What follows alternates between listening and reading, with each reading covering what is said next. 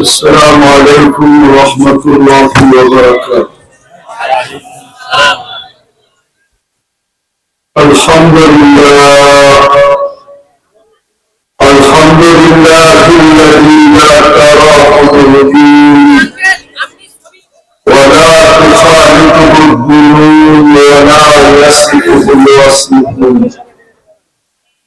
ولا تغير الحوادث ولا يخشى الدوائر، يعلم مثاقل الجبال ومكائد البحار وعدد قطر الأمطار وعدد ورق الأشجار وعدد ما ظلم عليه الليل وأشرق عليه النهار،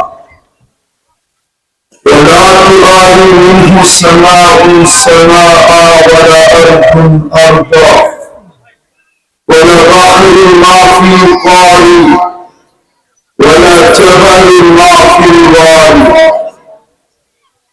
هو الأول والآخر وهو الظاهر والباطن وهو على كل شيء قدير. والصلاة والسلام على حبيبنا وحبيب ربنا مصطفى مجتبى الذي أعطاه خلق آدم، معرفة شيش، شجاعة نوح، خلة إبراهيم، لسان إسماعيل، رضا إسحاق، فصاحة صالح، حكمة لوط، بشرى يعقوب، جمال يوسف، صبر أيوب، طاعة يونس، جهاد يوشع، صوت داود، حب دانيال، وقال إلياس، زهد عيسى، قوة موسى، حيبة سليمان وعلم يوسف. صلى الله عليه وعلى آله وأصحابه وأتباعه ونال به صلاة وسلاما كثيرا كثيرا. أما بعد، أعوذ بالله من الشيطان الرجيم. بسم الله الرحمن الرحيم. أحسن كما أحسن الله إليك. وقال جل جلاله: وما جزاء الإحسان إلا الإحسان. وقال رسول الله صلى الله عليه وسلم: سيأتي على أمة زمان يكون همة أحدهم منه بطنه ودينه هواه، أو كما قال عليه الصلاة والسلام. দারুসসালাম উলুমে শরিয়া মাদ্রাসা কর্তৃক আয়োজিত উক্ত ওয়াজ মাহফিলের সম্মানিত সভাপতি, উপস্থিত উলামায়ে কেরাম, এলাকার বিভিন্ন জায়গা থেকে আগত মুসলমান ভাইয়েরা, যে পর্যন্ত লাউডস্পিকারের আওয়াজ পৌঁছতেছে, যদি শোনার সুযোগ থাকে তো পর্দার অন্তরালে মা ও বোনেরা, কোরআন হাদিস থেকে যতটুকু তেলাওয়াত করলাম আশা রাখি একই সামনে রেখে কিছু কথা রাখার সাথে সাথে সকলের কাছে অনুরোধটা হাত জোড়ে অনুরোধ, কথাগুলো যত বেশি মনোযোগ দিয়ে শুনতে পারি। আরেকবারে বেড়ে গেছি, যদি পুরস্কার নিয়ে উঠতে চাই, পুরস্কার বুঝুন তো, পুরস্কার এখন মানুষের পক্ষ থেকে না, স্বয়ং আল্লাহর পক্ষ থেকে পুরস্কার। তো পুরস্কারটা নিয়ে যদি উঠতে চাই, একটা পুরস্কার নেয় গুচ্ছা পুরস্কার। গুচ্ছা বুঝুন তো, এক গুচ্ছা পুরস্কার নিয়ে যদি উঠতে চাই, তাহলে মনোযোগকে উজাড় করে দিয়ে শুনতে হবে। হুকুম ফাস্তামিউ, মনোযোগকে উজাড় করে দিয়ে শুনো। ইদা কুরিয়াল কুরআন ফাস্তামিউ, যখন কোরআনের কথা শুনো, যখন কোরআনের কথা শুনো তো মনোযোগকে বিলকুল উজাড় করে দিয়ে শুনো। দ্বিতীয় আরেকটা হুকুম হল আমরা আনসিতু, পরিবেশটাকে বিলকুল নির্জুম করে শোনা। নির্জুম বলতে কোনো আওয়াজ হবে না। সাহাবাতে নড়াচড়া পর্যন্ত করতেন না। এই জন্য আল্লাহ আমাদের প্রশংসা করেছেন, সামি'না ওয়া আতা'না, শুনতে দেরি মানতে দেরি হতো না। তোমরা নড়াচড়া পর্যন্ত করতেন না। তো আমরা কমসে কম হইহুল্লা করব না, আওয়াজ করব না, আওয়াজ। তাইলে কিন্তু এক গুচ্ছ পুরস্কার দিবে। আর নাইলে শুধু আওয়াজের কমও বাড়তে থাকবে। কমও বুঝেন তো? কমও মনে হয় বোঝেন না। 10তম, 15তম, 20তম, 40তম, শুধু তম বাড়তে থাকবে। তম ওয়াজ দিয়ে দেওয়ার উদ্দেশ্য এটা হবে না, হলো না আজকে। শুধু তম বাড়তে থাকে। এই জন্য নির্জুম বিলকুল যারা ভলান্টিয়ার তাদেরকে বলবো, তারা যেন রেগুলার সৃষ্টি না করে, বরং পরিবেশটা যত নির্জুম হবে তত বেশি পুরস্কার পাবো। প্রথম পুরস্কার হলো তিনি জীবন মকফুল আল্লাহ,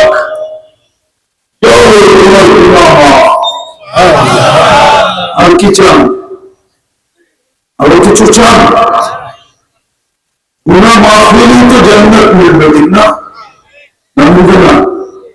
কি বলে আমরা বুঝি না, মিলবে না? মিলবে না?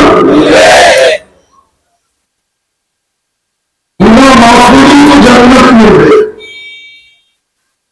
প্রথম পুরস্কার হলো জীবন মকফুল আল্লাহ, তোমার গুনাহ মাফ।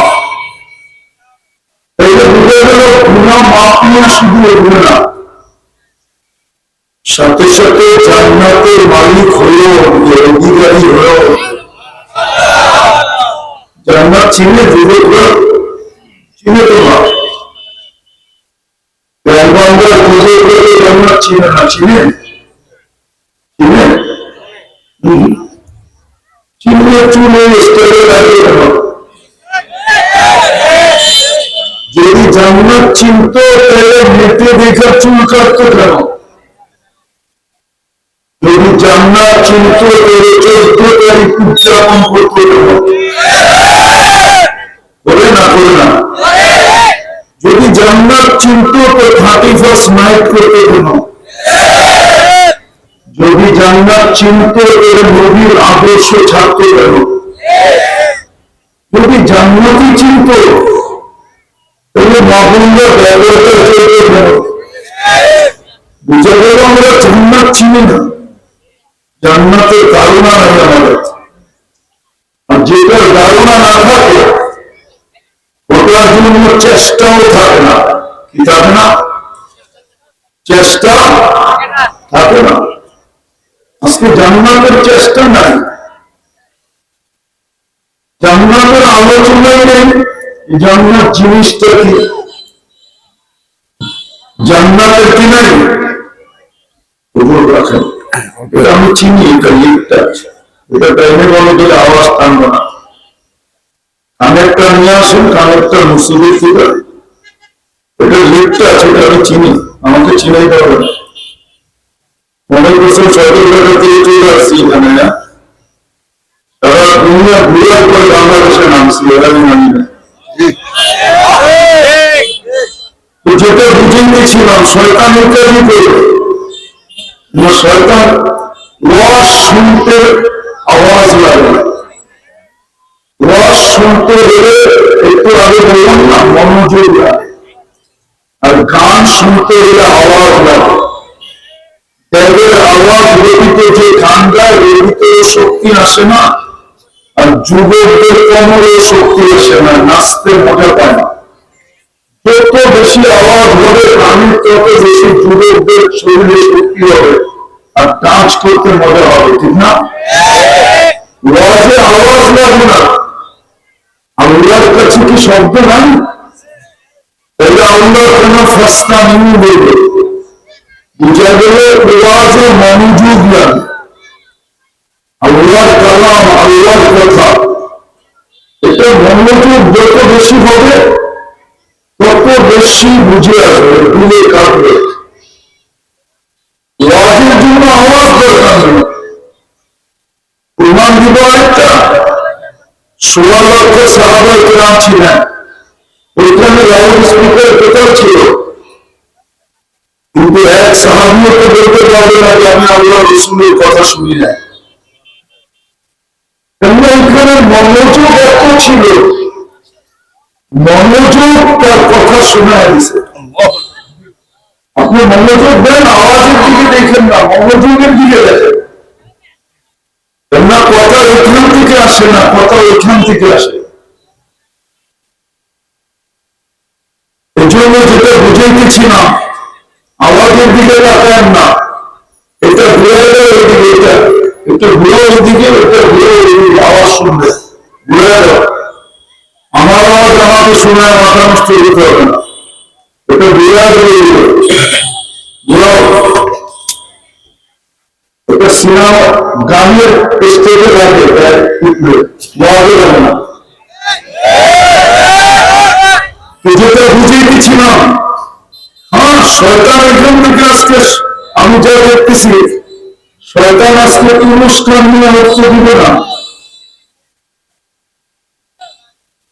এবং আমি জানি আজকে যদি পুরস্কার নিয়ে উঠলো, তাহলে অত্র অঞ্চলে আমার পরিশ্রম সব মাটিতে মিশে যাবে। যুবক যদি আজকে তওবা করে উঠলো এবং বলতে আমার সব পরিশ্রম জোগাড় দিবে, এই জন্য চেষ্টা করবে আমাদের মনোযোগকে নষ্ট করবে। এই জন্য আবারও বলতেছি, কত লম্বা হবে না, লম্বা করার সুযোগও আমার হাতে নেই। এই জন্য অনেক দূর চলে যেতাম যদি আপনারা আওয়াজের মধ্যে না দেখতেন। যেটা বলতেছিলাম, প্রথম পুরস্কার দিলে কি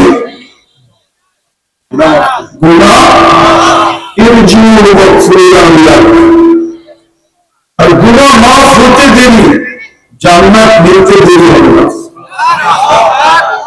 চিনে জান্নাত, চিহ্ন তো না। এটাই তো প্রমাণ দিলাম, যুবক যদি জান্নাত চিনত তাহলে 50 টাকার চুল 200-300 টাকা দিয়ে কেন কাটাইত? নেটের থেকে ডিজাইন কেন বাতিল করতো? 14 তারিখ কেন উদযাপন করতো? জান্নাতে তো 14 তারিখ দেরি 100 বার হবে। বছরে ব্যবহার হয়, তারপরে তো এখানে 90% স্যাক খাওয়া, ফুলে দিছে, হোটেলে খাওয়াইছে, আবার পার্সেলে দিছে, তারপর বাইক জেলা জুতা পাঠায় দিছে, জুতা আর .ইউ লেখা পাঠাবে তো দূরের কথা, ওটা একটা জুতা পাঠায় দিছে, জুতা। ওরা তো সামাজিকতার কারণে পারে না, নইলে তো ডেলি ব্যান্ডিংটা মিছিল যেত। প্রত্যেক বাড়ির সামনে দেয়া খেয়েছে, আমার বাড়ি অমুকের রক্ষা নাই, বাড়িতে গেল। যে পুলিশ আমাদের দেশে 100 গুণ হলেও তাদেরকে সামাল দিতে পারত না। এরা তো সামাজিকতার কারণে কিছু বলে না, চুপচাপ খাইছে তো খাইছে। একটা ছেলে আবার আরেকটা তালাশ করে দিতে, দেখি এক জায়গায় ছ্যাক খেয়েছি, আরেক জায়গায় পারি কিনা, এরকম চেঞ্জ করতে থাকে, ঠিক না? না মনে হয় রাবিয়া বেশি বলল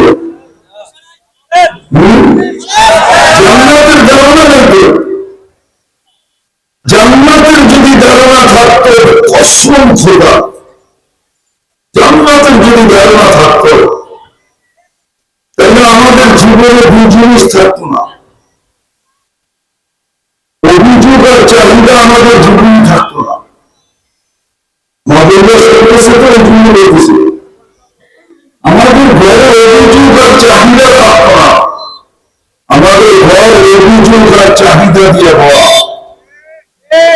অভিযোগ আর চাহিদা বলি পুরুষের কাছে চাহিদা, না পাওয়ার বিরুদ্ধে অভিযোগ। যাদের দিনে জান্নাত আছে ওদের ওখানে কোনো চাহিদা নাই, অভিযোগ নেই, কোন চাহিদা নাই। এমন চাহিদা মুসলমানের জীবনে লানত,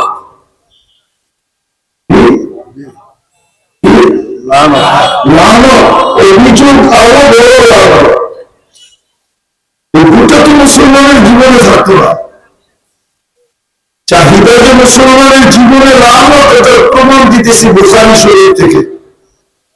আম্মা জান বলছিলেন, আপনি এক মাসের তো আমাদেরকে একদিনের যতটুক দেন অতটুক দিয়ে দেন, আমরা এটা নিয়ে চাহিদা নিব এক মাস। কিন্তু আল্লাহর এই চাহিদা পছন্দ হয় না। আল্লাহ রসুল মুহাম্মদ রাসূলুল্লাহ 30 দিনের জন্য পৃথক হয়ে গেছিলেন। মদিনা মুনাওয়ারার ভিতরে মুনাফিকরা ঢোল পিটায় গেছেন, সব স্ত্রীদেরকে তালাক দিয়ে গেছেন। আবু বকর সিদ্দিক সাধারণ নরম গুণের মানুষ, কাঁদতে কাঁদতে ঘরে থেকে বাহির হয়ে ছেড়ে দিয়েছেন। কাঁদতেছিলেন, কিন্তু একটু শক্ত মানুষ ছিলেন। তিনি বাহিরে রসুলকে জিজ্ঞেস করেছেন, আপনি কি স্ত্রীদেরকে তালাক দিয়ে গেছেন? বুঝে না। তারপরে মদিনার ভিতরে এসে, মদিনার ভিতরে সবার দিনের ভিতরে শান্তি আছে, নাহলে অশান্তি চলবে। শুধু আম্মা জানদের চাহিদা করে। আর অভিযোগ, ইব্রাহিম আলাইহিস সালাম প্রথম মানুষকে জিজ্ঞেস করেছিলেন যে কেমন আছো? পুত্র বলছিল নুন আনতে পান্তা ফুরায়, পান্তা আনতে নুন ফুরায়, বেশি ভালো না। ইসমাইল আলাইহিস সালামকে পান না, বলছে আসলে একটা সালাম দিও, বলে চোখটা চেঞ্জ করে। আসার পরে বলছে এরকম রূপে বৃদ্ধ ব্যক্তি আসছিল, ওদের মধ্যে তো আমার আব্বা ইব্রাহিম খলিল। কি জিজ্ঞাসা করছে? ধ্যান দিয়ে শুনতে হবে, আওয়াজ করলে হবে না। আমি আসল কথা এখনো রাত যাই নাই। উশৃঙ্খল করলে কিন্তু কথা বলবো না। কেননা আল্লাহর হুকুমের খেলাফ চলার কারণে আজকে মুসলমানের দুরবস্থা। তাহলে মুসলমানের দুরবস্থা হতো না। আজকে 200 কোটির উপরে মুসলমান, তারপরে দুরবস্থা কেন? কথার পটভূমি আপনারা চেঞ্জ করে দিয়েছেন। দুরবস্থা কেন? 200 কোটি মুসলমান, ধ্যান দিয়ে শুনতে হবে। আজকে 200 কোটির উপরে মুসলমান, আজকে দুরবস্থা কেন? দুরবস্থা কেমন? দুরবস্থা যদি না হতো তাহলে আফগানিস্তানের মাটির সাথে মিশাই হতো। দুরবস্থা যদি না হতো ইরাককে মাটির সাথে মিশাই কি করা? দুরবস্থা যদি না হতো তাহলে ফিলিস্তিনে 1 বছরের উপরে যুদ্ধ চলে কি করা? আমার তো যুদ্ধ মিলে না, আপনাদের বলতে পারে, কেননা আপনারা ফিলিস্তিন মিলিয়ে দেখেন। আমি তো ফিলিস্তিন 14 বছর আগে দূর চলে গেছি, আমার তো যুদ্ধ মিলে না। আমি দেখা গেছি কিভাবে মিলে না। যেখানে ইব্রাহিম খলিল ঘুমাইতেছে ওখানে বোম ফাঁসি করা, বন্ধুত্ব মানে হয় কি? আল্লাহকে যদি বলি নবীরা তো কবরে জীবিত, নবীদের শরীর তো মাটির উপরে খাওয়া হারাম, সত্য তো? ইব্রাহিম আলাইহিস সালাম তো কবরে শোয়া, জীবিত। বোমের আওয়াজ শুনতে শুনতে মনে হয় বিরক্ত হয়ে গেছেন, ওইখানে বোম ফাটে কি করা। শুধু ইব্রাহিম আলাইহিস সালাম তো না, ভালো মতো ধ্যান দিয়া পাশেই তো মুসা আলাইহিস সালাম শুয়ে আছেন, একজন খলিলুল্লাহ একজন কলিমুল্লাহ। আমি তো দেখে বলতেছি এরা দিয়ে মুসা ওখানে ফিলিস্তিনে। শুধু এই দুজন তো না, 70 জন নবীর কবর চিহ্নিত আছে ফিলিস্তিনে। মিডিয়ায় বলতেছি না, কিতাব সেতাব না, কিতাব কোন কাছে আছে, আমার কাছে জানা আছে সব চলে যাবে। 70 জন নবীর কবর কোনখানে? বিবেককে প্রশ্ন করেন না, বোম ফাটে কি করে? প্রথম কেবলা কোনখানে? বোম ফাটে তো ফাটে কি করে? শুধু এটাই তো শেষ না, 16 লক্ষ নবীদের সম্মিলন হলো যেখানে, মেরাজের রাত্রে 16 লক্ষ নবীদের সম্মিলন। দুনিয়ার নিয়ম আছে, দেশের প্রধানমন্ত্রী বা রাষ্ট্রপতি যখন দেশের বাহিরে যায় তখন দেশের হত্যা কর্তা এয়ারপোর্টে তাকে বিদায় জানায়। এই জগতের সরকারকে মুহাম্মদুর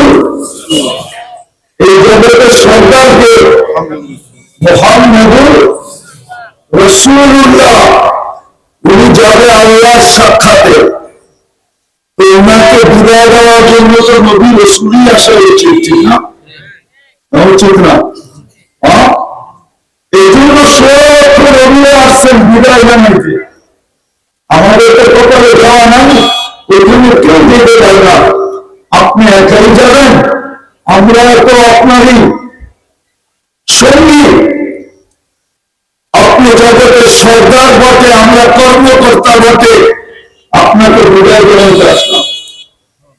16 লক্ষ নবীদের সম্মেলন যেখানে হয়, ওইখানে বোম ফাটে কি করে? আর একটাও কারণ আছে 16 লক্ষ নবীকে জমা করার জন্য। আরেকটা কারণ ওরা আমাদের জন্য বলতেছে, আরেকটা কারণ হলো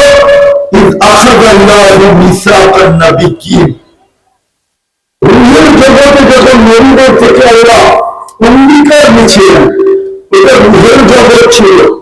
সম্মিলন যদিও নবীদের ছিল, আরশের নিচে ছিল, যদিও বক্তা আল্লাহ ছিল, যদিও আলোচ্য বিষয়ের সামনে রাসালত ছিল, কিন্তু রুহের জগতে নিছে।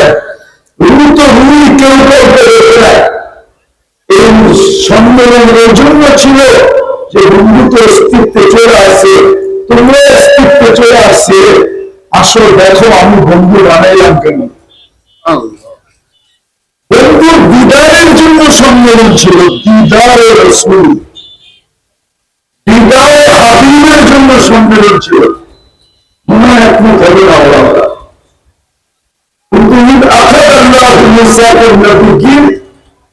এটা যদি ভালোভাবে দেখে তাহলে আমার তো বুঝে আসবে, বুঝে আসবে না। ওই সম্মিলনের সাথে কি করা, কোন সাথে কি করা?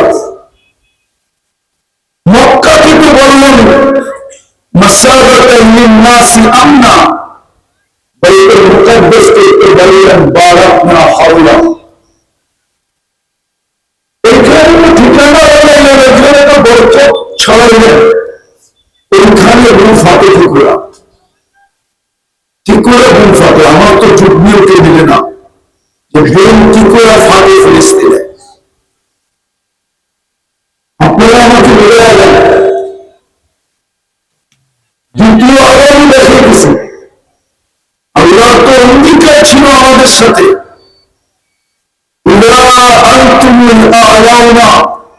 আমরা সবসময় উপরে থাকবো। কিন্তু আমরা আজকে একটা নিচে আসলাম কি করে? নিচে দেখেছি, নিচে 2টা বছর গেল, 2টা সেমিনার গেল, 2টা সম্মেলন গেল জাতিসংঘে। গত অক্টোবরে একটা, এই অক্টোবরে একটা, 60টা মুসলমান দেশের কর্তারা প্রধানরা ওইখানে উপস্থিত ছিলেন, তার ভিতরে 4টা দেশ এরকম ছিলেন যাদের টাকার চেয়ে দুনিয়ার কোনো বড় টাকা নাই। একটা হলো কুয়েত, একটা হলো বাহরাইন, একটা হলো ওমান, একটা হলো ব্রুনাই। এই 3-4টা টাকার চেয়ে দুনিয়ার কোনো টাকা বড় না, না ডলার, না পাউন্ড, না ইউরো, কোনোটা বড় না, সব ছোট। এক দিনার দিলে কুয়েতি $5 পাওয়া,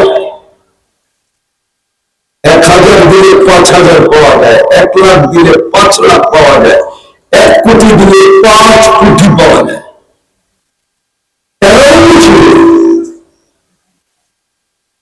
কিন্তু খুশি বন্যা যেটা সামনে ইসরায়েলের বিরুদ্ধে ছোট একটা নিন্দা প্রস্তাব পাশ করতে পারে না। যদি কেউ জানা থাকে আমাকে পারে না, বুঝে দিলে এত নিচে কেন আমরা, অথচ আল্লাহ তো বলে আমি তুমি আল্লাহ না, তোমরা আমাদের চতুর্দিক দিয়ে আজকে বেষ্টন করা, আমরা অবরুদ্ধ একরকম, ঠিক না? আমার কথা বলছেন তো, চতুর্দিক দিয়ে আমরা অবরুদ্ধ একরকম, ঠিক না? সত্য তো? কিন্তু আল্লাহকে বলে আমার তোমাদেরকে আমি নিরাপত্তার চাদর দিয়ে রেখে দিব। সুবহানাল্লাহ করে বলেন, সকালে সুবহানাল্লাহ করতে হয়, সুবহানাল্লাহ শব্দ করতে হয় না, পূজা করতে হয়। আল্লাহ তো বললেন নিরাপত্তার চাদর দিয়ে রেখে দিব, আমাদের তো কোনো নিরাপত্তাই নেই। তৃতীয় আল্লাহ তো বললেন তোমাদেরকে পাখির মতো পালবে, তোমাদেরকে পাখির মতো পালবে। কিন্তু আমাদের ছেলেরা তো সমুদ্রের ভিতরে জান দিতেছে, ইউরোপের চূড়ার পথে যেতে গেলা 30 লাখ টাকাও হারায়, নিজের জানটাও কবরটাও চিরদিনের জন্য সমুদ্রের ভিতরে হয়। অথচ রূপের কাছে সাজে ওদের সাজে চুল দেখেন তো ইউরোপ স্টাইলে, বিজাতির স্টাইলে, কাপড় দেখেন, চোপড় দেখেন, চোলা দেখেন, উঠা দেখেন, বসা দেখেন, সবকিছু তো ওদের রঙে বেরোবে। তারপরে 30 লাখ দিয়ে দিতে হয় কেন? দ্বিতীয় আল্লাহ তো ওয়াদা করছিলেন পাখির মতো পালবেন। যদি ওলামা বলে যে পাখি আবার করবে, এখানে তো রিস্কে কারিম আছে, হ্যাঁ আরো হাদিসে আছে, লাগাসা কাহুম কামা ইয়ারযুকু তাইর। এই হাদিস মিলাইয়ে বুঝে দেবে পাখির মতো পালবে। অঙ্গীকার ছিল, চতুর্থ অঙ্গীকার ছিল আমাদের সাথে, হায়াতান তাইয়্যিবা, তোমাদেরকে ইচ্ছা অনুযায়ী জীবন দিব, তোমাদের ইচ্ছা মতো জীবন, তোমাদের পছন্দের বাহিরে আমি কিচ্ছু করব না। এটা আল্লাহর অঙ্গীকার ছিল। কিন্তু আজকে আমাদের এই দুর্দশা কেন? হাদিস দেখাবো, মুহাম্মদুর রাসূলুল্লাহ যখন দুনিয়া থেকে চলে যেতেছিলেন, চোখ দিয়ে পানি জড়াইতেছিল, গড়াইতেছিল, পানি গড়াইতেছিল। কেননা মালাকুল মউত যখন ঢুকছেন, অনুমতি নিয়ে ঢুকছেন, আল্লাহ বলিয়ে দিয়েছিলেন যে আমার বন্ধুর কাছে যেতেছে বটে, কিন্তু প্রথমে অনুমতি নিবে, তারপরে ঢুকবে, অনুমতি না দিলে ঢুকবে না। আয়েশা প্রথমে অনুমতি নিছেন যে আমি কি দেখতে পারি, পরিচয় জানছেন, বসে ঢোকেন। আবার দ্বিতীয়বার আল্লাহ বসে শোনো, একবার নিছো, দ্বিতীয়বারও নিবে। বন্ধু যদি বুকে হাত রাখতে বলে তাহলে রাখবে, নাহলে ফেরত চলে আসবে। তো যখন কামরায় ঢুকছেন, আল্লাহ রাসূল জিজ্ঞেস করেছে, আইনা আখি জিবরিল, আমার ভাই জিবরিল কোথায়? তো বলছে ফিস সামায়ে উলা, প্রথম আকাশে সাক্ষাৎ হয়েছিল, মনে হয় প্রথম আকাশেই আছে। বলছে ফামান ইবাদুল উম্মতি, জিবরিল কাঁদি কেন?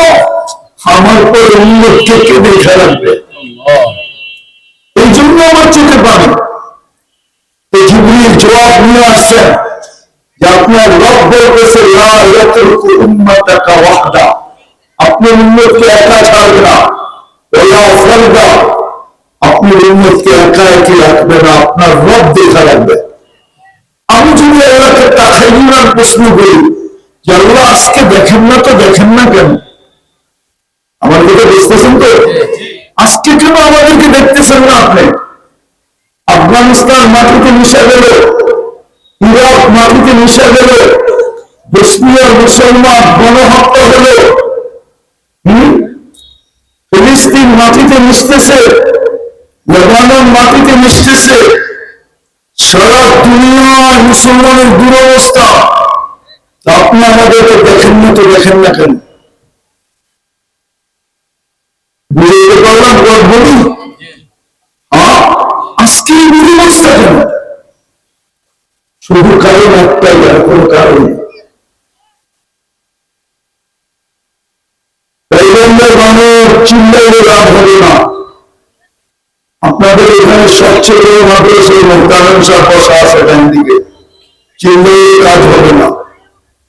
আপনাদের আগে দুনিয়া আরেকটা স্লোগান চলতেছে এখন,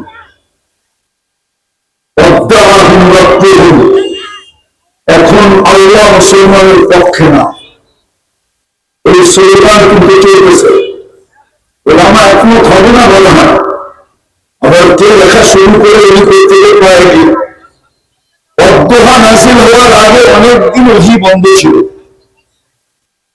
অদ্দোহা নাজিল হওয়ার আগে অনেকদিন ওহি বন্ধ ছিল, কোন একটা প্রশ্নের প্রেক্ষাপটে বন্ধ ছিল। মক্কাওয়ালারা এসব প্রশ্ন করছে, আপনি এক রাত্রে যে সবকিছু ঘুরে আসলেন, তাহলে আমরাও তো সামনে যাই, আমরাও তো বাইতুল মুকাদ্দাস যাই, তাহলে এই জিনিসটা একটু আমাদেরকে বলে দেন তো। আল্লাহ রাসূল বলছিলেন যে আমি কালকে বলবো, কিন্তু ইনশাআল্লাহ বলেন না। ইনশাআল্লাহ ইনশাআল্লাহ বলেন না, তো ওহি বন্ধ। আর আল্লাহ রাসূলের কালকে বলার কারণ ছিল, কেননা জিবরিল তো সবসময় সাথেই থাকে, সবসময়। মনে হয় বিশ্বাস করে না হুজুর, কেননা জন্ম নেওয়ার সাথে সাথে বডিগার্ড ছিলেন মিকাইল আলাইহিস সালাম।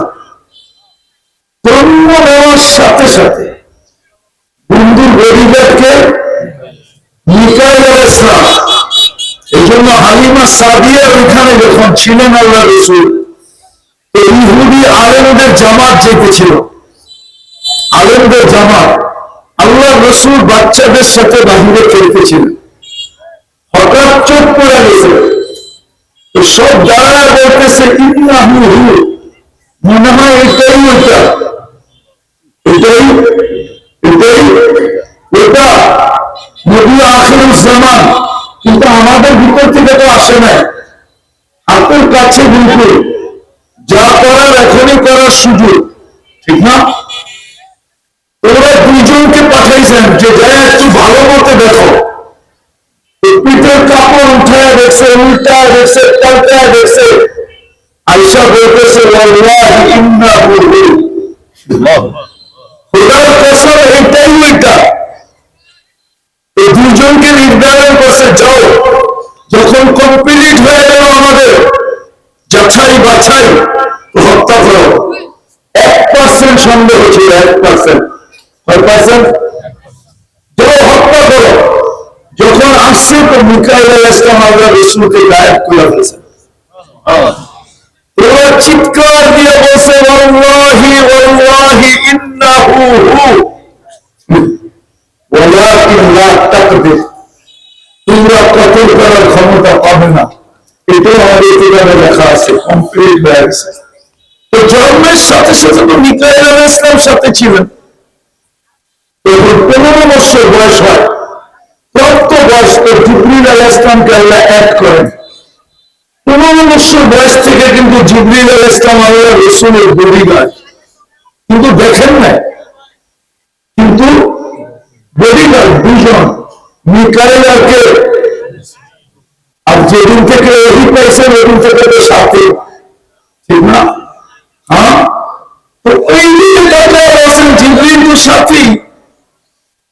মাধ্যমে জিজ্ঞেস করে কাউকে বলে দিব, কিন্তু আল্লাহ একটু হয়তো জানি না কি হাত করছিল এই বন্ধ। কালকে যখন পরে এসে মক্কায় ডেলি সকাল বিকাল মিছিল হইল, কখনো বাচ্চাদের, কখনো নারীদের, কখনো পুরুষদের, কখনো সর্দারদের মিছিল। কি মিছিল জানেন? স্লোগান কি? মোহাম্মদকে মোহাম্মদের রব ছেড়ে দিয়েছে। তারপরেই অদ্দোহা নাযিল হয়েছে, অদ্দোহা ওয়াল লাইলি ইযা সাজা। বন্ধু, আপনার চেহারার কসম, আপনার চুলের কসম, আপনার রব আপনাকে ছাড়ে নাই, কিভাবে ছাড়বে? তারপরে যেটা বলছে, যদি ছাড়তো তাহলে এটা এটা এটা এটা কেন হতো? আপনার রব আপনাকে ছাড়ে নাই। আজকে আমাদের দুর্দশা, সারা দুনিয়া স্লোগান দিচ্ছে যে আমার কথা বিশ্বাস করবে? সারা দুনিয়া স্লোগান দিতেছে মুসলমানের রব মুসলমানদেরকে ছেড়ে দিতেছে, ছেড়ে দিছে। যদি নাই ছাড়তো তাহলে ফিলিস্তিনের মতো জমিনে আমরা 1 বছর যুদ্ধ চালাই কি করে, চলমান কি করে? কিন্তু আসল কথায় চলে আসছি, আল্লাহ ছাড়বে না তো ছাড়বে না কেন?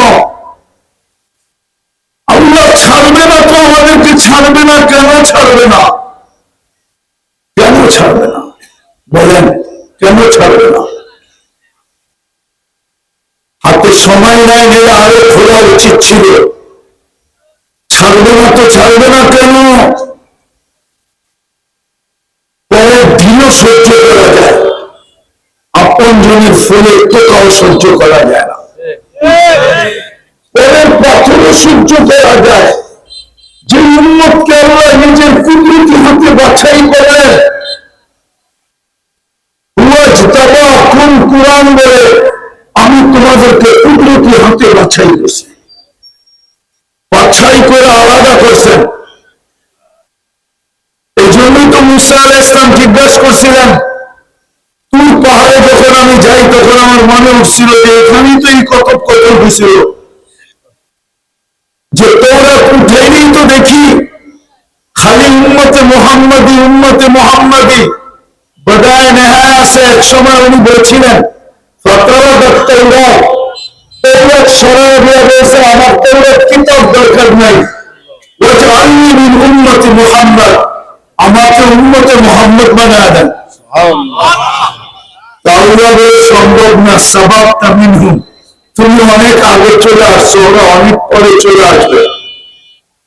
তো বলে ঠিক আছে, অন্তর্ভুক্ত না করেন, উম্মতে মুহাম্মদের চেহারা দেখা দেন। আর ইনি উম্মতে মুহাম্মদ, উম্মতে মুহাম্মদের চেহারা দেখান। আল্লাহ বলে এগুলো সম্ভব না, শোকে এটা দিছি ভাই, করা যাবে না। উনি আবার প্রশ্ন করছেন, তাইলে একটু আওয়াজ শোনা দেন। মুসা আলাইহিস সালাম তো একটু জিদ্দি ছিলেন, ঠিক না? বুঝলেন? আওয়াজ শোনা দেন। তাহলে ঠিক আছে, তাহলে আমাদেরকে ডাক দিছিলেন মুহাম্মদ। ডাক দিতে দেরি, আমরা সারা দিতে দেরি করি নাই। সারা দিছি কোন শব্দ, ওই শব্দটা দেখেন।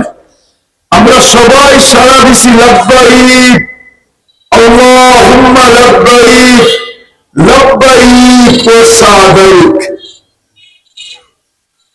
আল্লাহ উপস্থিত। আল্লাহ জিজ্ঞেস করছে, মুসা কেমন শুনলা? মা সামি'তু আহসানা মিনহু। এত সুন্দর আওয়াজ হতে পারে কোনদিন ধারণাও ছিল না। আর এত সুন্দর শব্দে জবাব হতে পারে, এটা চিন্তা করার বাহিরে। এত সুন্দর শব্দ দিয়ে জবাব দেয় কি করে? আগেরটা বলে তো কেউ মানবেই না, এই জন্য আগেরটার বললামই না, আগেরটা বললামই না। তো যেটা বলতেছিলাম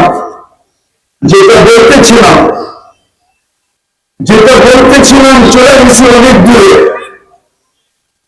যেটা বলতেছিলাম যে দুরবস্থা হবে না তো হবে না কেন? যে আল্লাহ বলে কুদরতি হাতে বাছাই করলাম তোমাদেরকে, কুদরতি হাতে বাছাই করলাম। নির্বাচিত করলাম। আর কার জন্য নির্বাচিত করলাম জানো? এই উম্মত তো জানি না কার জন্য নির্বাচিত। এই উম্মত আল্লাহ নিজের জন্য নির্বাচিত করছে, নিজের জন্য।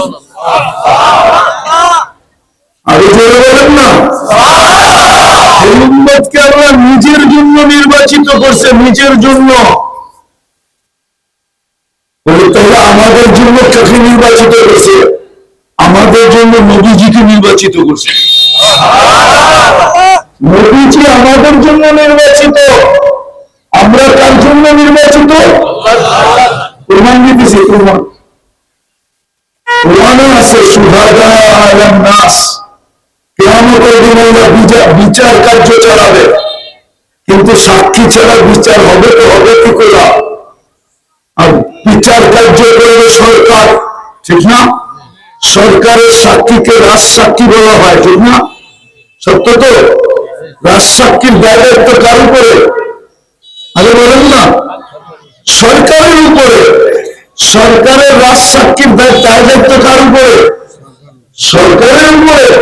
কিয়ামতের দিন আল্লাহ বিচার কার্য চালাবে সমস্ত সৃষ্টি আর মানব জাতির, কিন্তু এই সাক্ষী পাবে কে? আপনি বলবেন কেরামান কাতিবিন, হ্যাঁ এটা কাগজ, ঠিক আছে, কিন্তু সাক্ষী তো লাগবে, ঠিক না? হ্যাঁ, দলিল এটা, সাক্ষী কোথায়? তাহলে আমাদেরকে নিজের পক্ষে, নিজের জন্য কিয়ামতের দিনে সাক্ষী হিসাবে নির্বাচিত করছেন। বলবেন আমাদেরকে তিনি দুনিয়া পাঠালেন কেন? লম্বা কাহিনী চলে যাবে, ওইদিকে যেতে চেয়েছি না। আমিও বলি মাঝে মাঝে যে উন্মত তো দুনিয়া আসা ছিলই না, কিন্তু ছোট একটা কারণে আসছে, যে কিয়ামতের দিন যখন সমস্ত উন্মতের উপরে সাক্ষী দিবে, তো উন্মত বলবে এই উন্মত তো দুনিয়াই দেখে নেয়, সাক্ষী দেয় তো দেয় কি করে? তাহলে আমাদেরকে শুধু দুনিয়াটা পালাইতে পাঠাইছেন। আপনি বলবেন পালানোর প্রমাণ কি? যদি পালাইতে না পাঠাইতেন তাহলে বয়স দিচ্ছেন 60-70 বছর। কত হাদিসে আছে তো, আমার উম্মতি বাইনা 60-70 বছর। এটা তো আবার 2 পর্বে মাফ করে দিয়েছেন। দুই পর্বে মাফ করবেন কেন? প্রথম 15 বছর মাফ, যতক্ষণ কিন্তু বালিগ না হবে। রুফিয়াল কলম সবই হত্যা ইয়াবলু, কলম উঠানো। দ্বিতীয় পর্বে মাফ করছেন যতক্ষণ ঘুমায়া থাকবে। চাই ওই ঘুম যদি সৌদি যুবরাজের মতো 27 বছরের হয়। সৌদি যুবরাজ একজন ঘুমাইতেছে 27 বছর, মেয়েতে শ্বাস দিলে এখনই পাবে। 27 বছর ঘুমাইতেছে, কলম কিন্তু ওর থেকে উঠানো মাফ। যতক্ষণ ঘুমে থাকবে ততক্ষণ কলম উঠানো। বুঝা গেল আল্লাহ আমাদেরকে খাটাইতে পাঠান না, শুধু জমিনটা পাড়াইতে পাঠাইছে। দুই পর্বে মাফ করেছে। বলবেন তাহলে আজকে এত নারাজ, দুরবস্থার জন্য নারাজ কেন? নারাজ হবে না? আপনি বিবেক দিয়ে চিন্তা করেন না, নারাজ হবে না তো হবে না কেন? ছোট একটা সময় পার করতে পাঠাইছে, ছোট একটা সময়। আজকে দুর্দশা এই জন্যই, হায় হায় দুর্দশা হবে না কেন? যুগের চুলকাতে মেটে লেখা 14 তারিখ উদযাপন করে আমেরিকানদের থেকে, যাদের কাছ থেকে 14 তারিখ আছে তাদের চেয়ে ধুমধামে 14 তারিখ উদযাপন করে না করে না? আমি তো 14 তারিখ আমেরিকাতে দেখছি এই 2 চোখে, কিন্তু আমার দেশের যুবকদের মতো তো দেখি নাই। ফুলও দেয়, আবার হোটেলে বসায় খাওয়া, আবার পার্সেল পারে না করি যা খুলা খুনা করে প্যাকেট করে দিয়ে দিতে, শুধু একটু লেখা দেয় I.U, বাস এতটুকুর জন্য 31st নাইট উদযাপন করে। বাংলাদেশে যত আতশবাজি বাংলাদেশে হয় 31st নাইটে, ওই টাকা যদি জমা হতো তাহলে বাংলাদেশের ছোটখাটো একটা জেলার মানুষকে ধনী বানানোর জন্য যথেষ্ট হতো। কি একমত না আপনারা? হ্যাঁ, ঢাকা শহরে কোনো ছাদ নাই যে ছাদের উপরে আতশবাজি হয়। কিন্তু আমি তো 31st নাইট অস্ট্রেলিয়া দেখলাম, কোথাও তো কিছু দেখি না, শুধু সিডনি ব্রিজ ছাড়া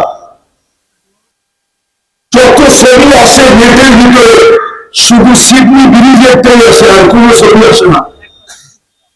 বলে কোন নেটের পারদর্শী বলো, যুবকরা বলো, শুধু সিডনি ব্রিজের মধ্যে যেটা হয় ওটাই নেটে প্রচার হয়। আমি তো 31st নাইট অস্ট্রেলিয়া সিডনিতে দেখলাম, কিন্তু আমার দেশের মধ্যে কোনো উপায় দেখলাম না। ব্যবস্থা হবে না তো হবে না কেন? আল্লাহকে মানলাম কতটুকু? আমি যদি জিজ্ঞাসা করি যুবকের বাহাদুরের উৎস কি, বলো তো যুবক কি উৎস? বলো তো তোমার বাহাদুরের উৎস কি? উৎস হলো, হ্যাঁ, যৌবন হলো তোমার বাহাদুরের উৎস। যৌবন যদি না থাকতো তাহলে তোমার দিকে কে থুতু দিত? তোমার পিছে ভর্ত তো দূরের কথা, কে তাকাইত তোমার দিকে? পুরুষের বাহাদুরের উৎস কি? পুরুষত্ব। ওর ভিতরে যদি পুরুষত্ব না থাকে কেউ ওর পাশে শুইতে রাজি হবে? ও তো প্রথম রাত্রি ভেঙে দেবে। কি রাগ হয়ে গেলেন? প্রথম রাত্রি তো ভেঙে দেবে যদি ওর কাছে পুরুষত্ব না থাকে। নারীর বাহাদুরের উৎস কি? নারীত্ব। নারীত্ব যদি না থাকে ওর কাছে, কোন পুরুষ মাথার গান পায়ে ফেলে হতে পারবে? এখানে ভ্যানওয়ালা হবে, অটোওয়ালা হবে, কেউ না কেউ কোনদিন বাড়িতে ফিরতে পারে কিনা জিজ্ঞেস করেন। 15-20টা গাড়ি খাওয়া ব্যতীত বলে কোনো ভ্যানওয়ালা যে 2-4-10টা গাড়ি খাওয়া ব্যতীত আমি কোনদিন বাড়িতে ফিরতে পারি? এমনও তো দিন যায় যুবকদের হাতে থাপ্পড় খাওয়া বাড়িতে ফিরে, ঠিক না? যুবকরা তো একটু থাপ্পড়, এখন তো আরো বেশি লাগায় দেয়, ঠিক না? ঠিক না? কি রাগ হয়ে গেল? হ্যাঁ, বলে কোনো ব্যাঙ্গালাকে জিজ্ঞেস করে পরের দিন ওর হাতে ব্যান উঠে কেন? যদি নারীর ভিতরে নারীত্ব না থাকতো পরের দিন ওই ব্যক্তির হাতে এক পেটের জন্য ভ্যান উঠতো না। ওর হাতে তো ভ্যান উঠে শুধু স্ত্রী আর সন্তানের জন্য। নারীর ভিতরে যদি নারীত্ব না থাকে কেউ থাপ্পড় খায়া আবার পরের দিন ব্যাঙ্গেরা বাহির হতো।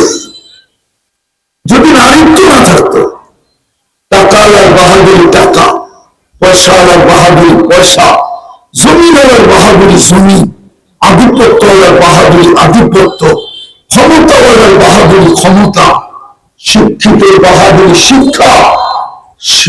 শিক্ষা কে দেবে? শুধু শুধু তো আল্লাহ বলে না, কোন এক ক্ষেত্রে আল্লাহ এসব বলে প্রত্যেক মুসলমানের কানে ধ্বনি দেয়, আমা কুনতা মা আম্মাহিনা, তুই কি নিকৃষ্ট পানির ফোঁটা ছিলি না? ফামান জাআলাকা দামা, বন্যা তোকে রক্ত কে বানাইল? ওমান জাআলাকা মুদগা, তোকে রক্তপিণ্ড থেকে রূপান্তরিত করলো। ওমান জাআলাকা ইযামা, তোর কঙ্কালটাকে তৈরি করলো।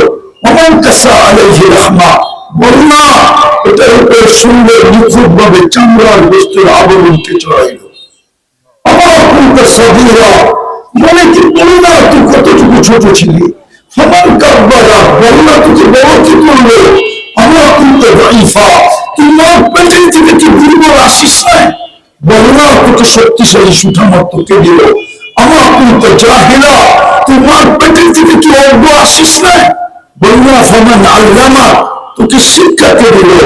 তারপরে তো আল্লাহ বলে আমার আত্মাই তো কাইনা তানজুরু বিহা, দুটো চক্ষু কি আমি দেখে যেটা তুই দেখিস।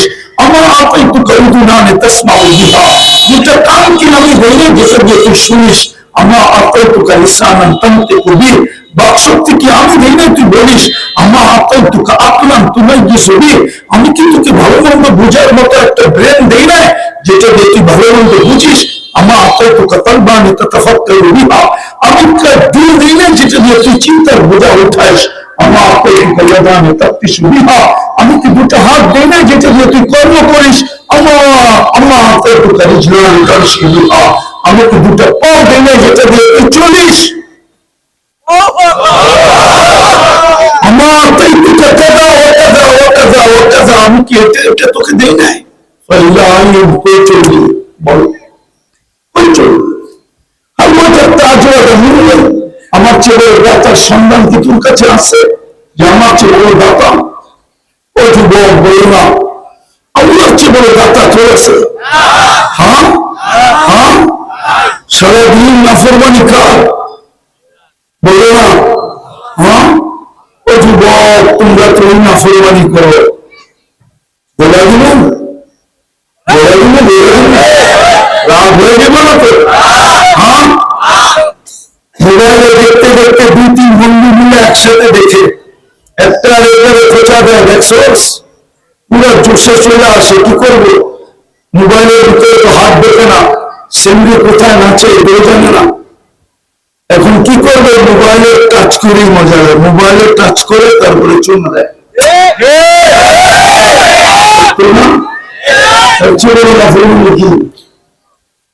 এটাই তো জান্নাত জানো না, এখানে গিয়ে জান্নাত জানতা মুসলমান কোনদিন করবো না, ও করবে তো করবে কি জন্য?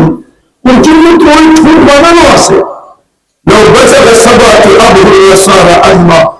যার থুতু 7 সমুদ্রে পড়লে পানিগুলো নদীর মতো মিষ্টি হয়ে যাবে, 4টে গ্রামে সমুদ্র জগৎটা মোহিত হবে। ও যুবক বলো না ওই ঠোঁট যখন ঠোঁটে লাগবে কেমন মজা হবে? বানায় তো রাখছে তোমার জন্য, না মনে হয় ওই ঠোঁটটা এনে বুঝুর বেড়ে যাবে, ঠিক না? এখন মোবাইলে টাচ করে চুমা দেয় তখন বুঝুর বেড়ে যাবে, ঠিক না? হ্যাঁ, 40 বছর পর্যন্ত ঠোঁট ছাড়বে না, ঠোঁটে ঠোঁট লাগায় বসে থাকবে, 40 বছর পরে গালে চিমটি দিবে, এই সেমরি হুর চিমটি দিয়ে বলবে খালি ঠোঁটেই দেখবি আর কাহিনী নাই।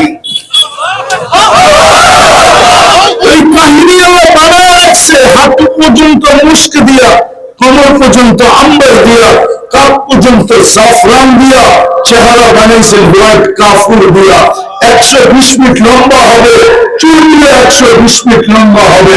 আল্লাহ রাসূল পায়ের রূপ বলছে